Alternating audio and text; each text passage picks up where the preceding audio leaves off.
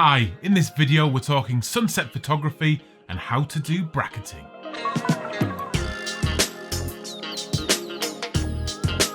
Hi, I'm Adam and welcome to First Man Photography, the channel that will help you take your photography to the next level. If you haven't done so yet, head over to firstmanphotography.com, fill in your details to join the email list, and I'll send you a free copy of the ebook on how to capture perfect exposure every time. Okay, let's get into this. I've talked before about how our eyes and our brains work together to let us see a very large dynamic range of light. We see detail in the highlights and in the shadows at the same time. This is not the case with our cameras still though, where they are improving all the time, but they don't compare to our eyes. And this is a particular problem in high contrast situations, and sunset photography is one of those occasions. We're often shooting into the sun, so it's a very high contrast situation where you've got the sun and the sky, which are very bright, and then the darkening foreground or land below the horizon, which is getting ever darker as that sun starts to set and we get those long shadows. One way to get around this is using physical filters like a graduated filter, which will darken the sky slightly, but another technique is to use bracketing. Now, how this works is by combining a number of exposures that capture the highlights, the midtones, and the shadows, and then we combine them together in Lightroom or Photoshop to create one single file, which is then got all that dynamic range information in there. If it sounds a little bit like HDR photography, it is because it is pretty much the same thing.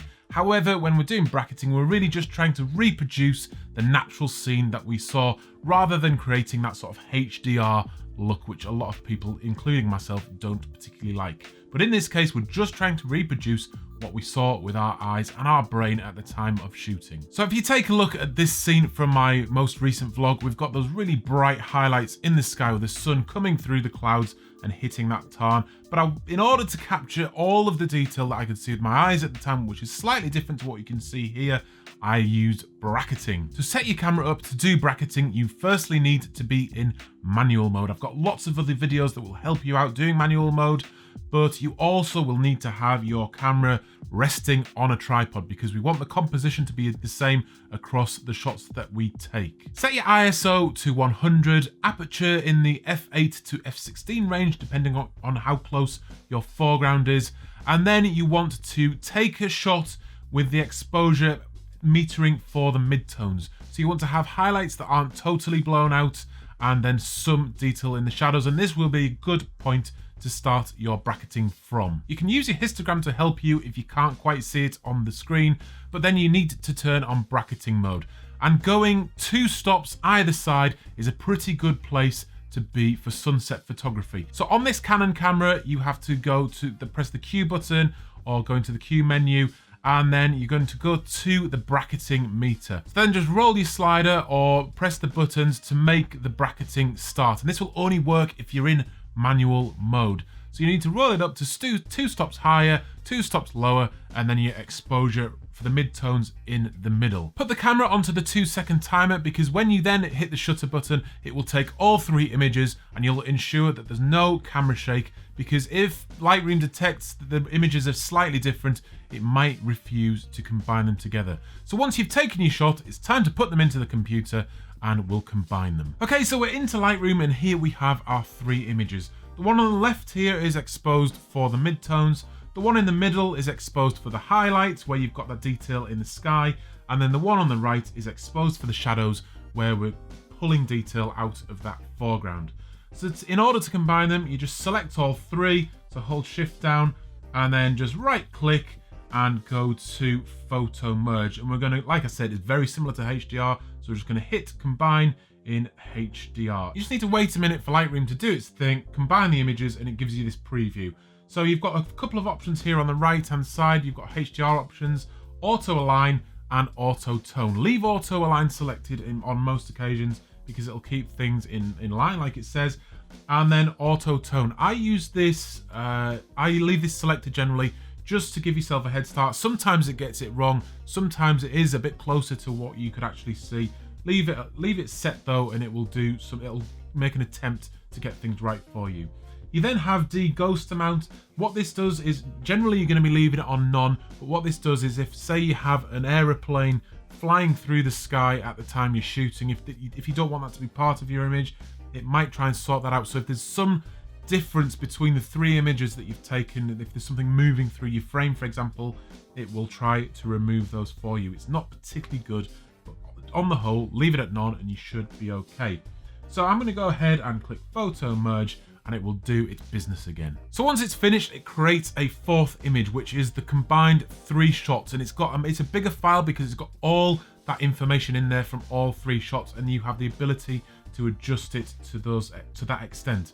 So just hit that image, click the D button, or go into the develop module, and then we can just use our sliders as we would normally. So as you can see, the auto tone has made an attempt here, so that it's dragged the highlights right down, and you can see the difference that makes. It's put my shadows right up, and you can see you've just got all that information in there with those sliders, and then you can go ahead and edit your image as normal. Things to be careful of to avoid having that HDR look, because we're looking for an image that's similar to what we actually saw. Try to avoid going too far up on the shadows. So if we go very high on the shadows like this, and then very low on the highlights, it looks unnatural and unrealistic, especially when you can also use graduated filters like this to bring some of the darkness or bring some of the highlights down even further, which is a nice technique to use, but as you can see, it starts to look very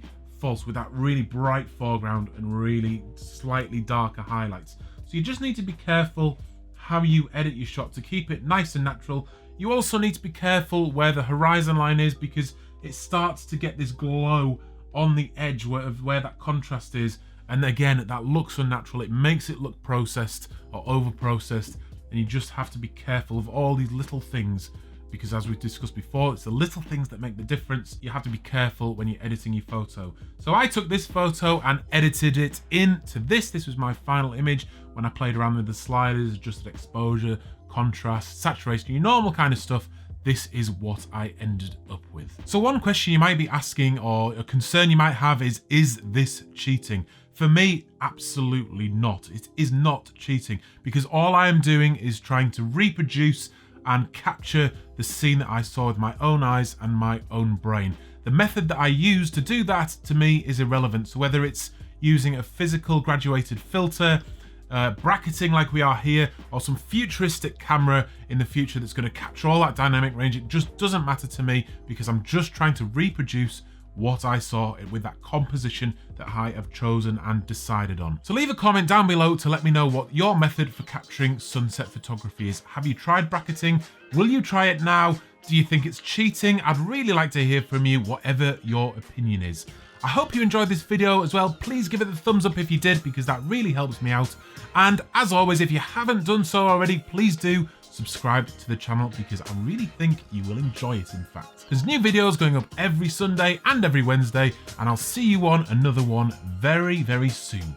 I'm Adam. This is First Man Photography, out.